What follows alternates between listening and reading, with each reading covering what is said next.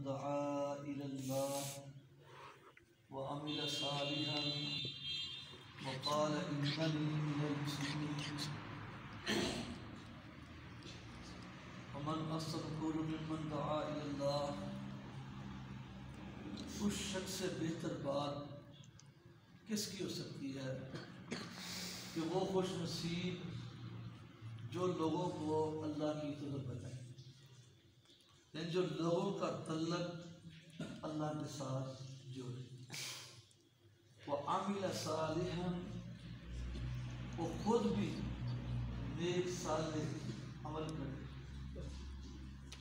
قال اننی من المسلمین، اور خود بھی اس بات کا اقرار کرے کہ میں رب کی فرما برداری کرنے والوں میں سے ہوں. اس آیت مبارکہ میں اللہ رب العالمین نے واضح طور پر ارشاد فرمایا ہے جو آدمی کوئی بھی کلام کرتا ہے، بولتا ہے، سب سے بہترین کلام، سب سے بہترین بات، سب سے بہترین گفتگو وہ ہے جس میں لوگوں کو اللہ کی طرف بلایا جائے. سورہ یوسف کے آخر رکوع کے اندر اللہ رب العالمین نے ارشاد فرمایا قل ھذہ سبیلی ادعو الی اللہ. اے اپنے پیغمبر صلی اللہ علیہ وسلم آپ کہہ دیجیے میری راہ وہی سیدھی راہ ہے. میری سیدھی راہ، میرا سیدھا طریقہ کون سا ہے؟ ادعو الی اللہ، میں لوگوں کو اللہ کی طرف بلاتا ہوں. آنا، میں، ومن اتبعنی، اور جو میری پیروی کرتا ہے، یعنی جو میرا پیروکار ہے وہ بھی لوگوں کو اللہ کی طرف بلائے. اور قرآن مجید میں چوتھے سپارے کے اندر اللہ رب العالمین ارشاد فرماتے ہیں کنتم خیر امۃ اخرجت للناس، تمام امتوں سے تم بہترین امت ہو. یہ کیسے؟ اخرجت للناس، تمہیں بنایا اسی لیے گیا ہے، تمہیں پیدا ہی اسی لیے کیا گیا ہے. تأمرون بالمعروف وتنہون عن المنکر، تم لوگوں کو نیکی کا حکم دیتے ہو اور برے کاموں سے روکتے ہو. ایک سورۃ اس پارے کے اندر اللہ رب العالمین ارشاد فرماتے ہیں والمؤمنون والمؤمنات بعضهم اولیاء بعض، مومن مرد مومن عورتیں ایک دوسرے کے مددگار ہیں. یأمرون بالمعروف وینہون عن المنکر، وہ نیکی کا حکم دیتے ہیں، برے کاموں سے روکتے ہیں. وَيُقِيمُونَ الصَّلَاةَ وَيُؤْتُونَ الزَّكَاةَ، نماز قائم کرتے ہیں اور زکوٰۃ ادا کرتے ہیں. وَيُطِيعُونَ اللَّهَ وَرَسُولَهُ، اللہ اس کے رسول کی اطاعت کرتے ہیں. یہ 5-6 مومنوں کی خوبیاں بیان کرنے کے بعد فرمایا اولئک سیرحمہم اللہ، یہی وہ لوگ ہیں جن پر ان قریب میرا رب رحم کرے گا. یہ جنت کا حقدار ہے، یہ جنتوں کے اندر قدم ہے. ابن مسعود رضی اللہ تعالی عنہ بیان کرتے ہیں میں نے اللہ کے رسول صلی اللہ علیہ وسلم سے سنا کہ آپ صلی اللہ علیہ وسلم نے اس بندے کے حق میں دعا کی نظر اللہ عن سامع شیئا فقبلہ کما سمعہ منا، اللہ اس بندے کے چہرے کو تر و تازہ رکھے، خوشرب رکھے، جو میری باتیں سنے پھر اپنی استطاعت کے مطابق وہ آگے جا دے. اسی حدیث کے اندر آپ صلی اللہ علیہ وسلم کتنے ہی لوگ ایسے ہوں گے جو پہنچاتے ہیں، پھر جو آگے سنتے ہیں وہ ان سے آگے بہتر سننے پر جاتے ہیں. اور یہ ایک ایسا عمل ہے، مسلم شریف کی حدیث کے اندر آتا ہے کہ آپ صلی اللہ علیہ وسلم نے فرمایا جب بندہ فوت ہو جاتا ہے اس کے اعمال کا سلسلہ ختم ہو جاتا ہے، مگر 3 قسم کے اعمال ایسے ہیں مرنے کے بعد اس کا سلسلہ جاری رہتا ہے.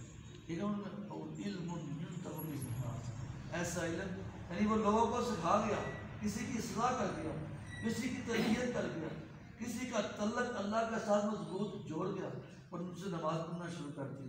اس نے قرآن کی تلاوت کرنا شروع کر دی، اس نے اللہ کا ذکر کرنا شروع کر دیا، جب تک وہ سلسلہ اس کی تبلیغ کی وجہ سے، دعوت کی وجہ سے چلتا رہے گا، اسے ثواب ملتا رہے گا۔ اور یہ حدیث مبارکہ آپ صلی اللہ علیہ وسلم نے صحابہ کرام رضی اللہ تعالیٰ عنہم اجمعین کو ایک مثال دے کر سمجھایا کہ آپ صلی اللہ علیہ وسلم نے فرمایا کہ ایک کشتی ہے، بحری جہاز ہے، وہ 2 منزلہ ہے، اوپر بھی آدمی سوار ہے، نیچے بھی سوار ہے۔